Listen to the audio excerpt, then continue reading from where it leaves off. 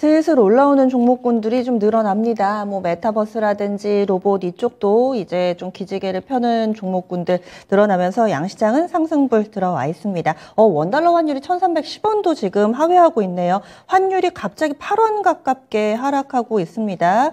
시장 위험자산 선호심리 더욱더 뚜렷해지는데요. 키워드 놓고 이야기 나누는 시간 오프닝 픽입니다. 유한타증권의 박진희 부장 연결하겠습니다. 안녕하세요. 네, 안녕하세요. 네, 오늘 아침 분위기는 어떻게 봐야 될까요?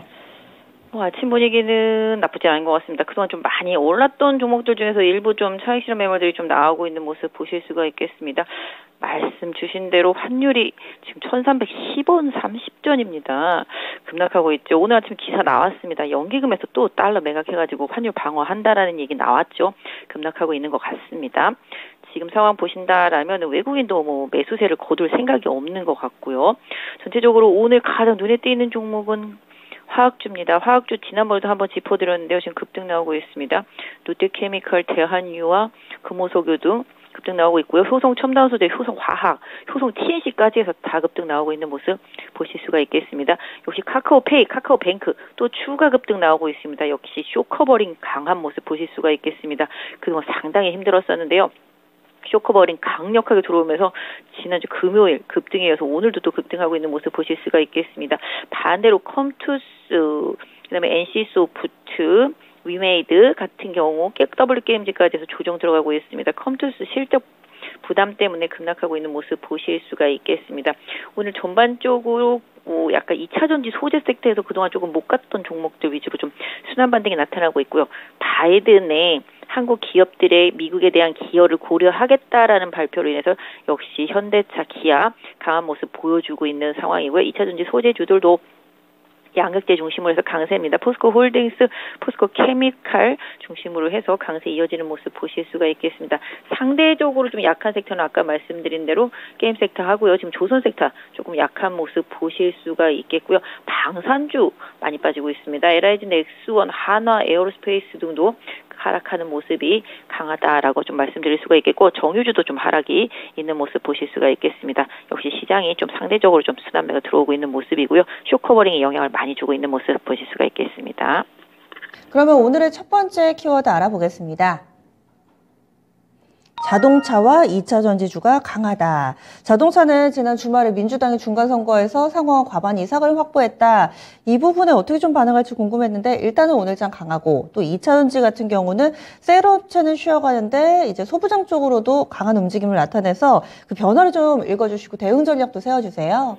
네, 일단 대형주들이 좀 그동안 주도를 하면서 많이 올라왔는데요. 약간 지수 부담, 2,500선을 중심으로 한 지수 부담을 갖고 있습니다. 미국에서도 완연히 그런 모습 나타나고 있습니다. 미국도 다우지수는 좀 주춤하는 가운데 나스닥의 강세가 펼쳐지고 있는 것처럼 대형주가 그동안 시간을 이끌면서 시장을 이끌면서 올라왔다라면 이제는 그 빈틈 사이에서 중소형주에 또 따라잡기 흐름이 계속 이어지고 있다라고 보시면 좋겠습니다. 그래서 일단은 지금 IRA 과 관련해서 이제 시장에서 민주당이 이제 상원도 이제 과반수 이상을 차지하면서 기대감이 높은데요. 또 역시 바이든 대통령이 이번 G20 회담 가서 그렇게 또 얘기를 하고 있습니다. 한국 기업들의 기여를 고려하겠다. 뭐 이게 어떻게 해주겠다는 말은 아닌 것 같은데 기여를 고려하겠다라는 건데 아무튼 뭐 결과는 봐야 되겠습니다만은 현대차, 기아 그래서 강한 흐름 보여주고 있고요. 관련되어 있는 자동차 관련되어 있는 소재 부품 섹터주들 강하게 같이 반응해주고 있는 모습 보실 수가 있겠습니다.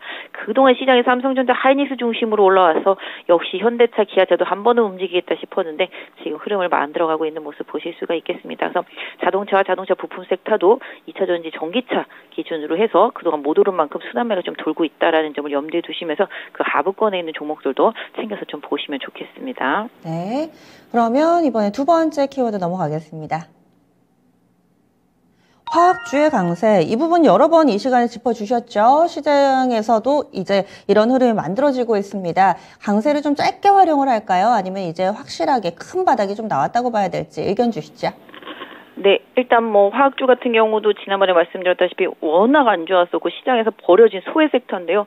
너무 소외되고 장기 소외되다 보니까 당연히 바닥권에서 반응이 나오고 있습니다.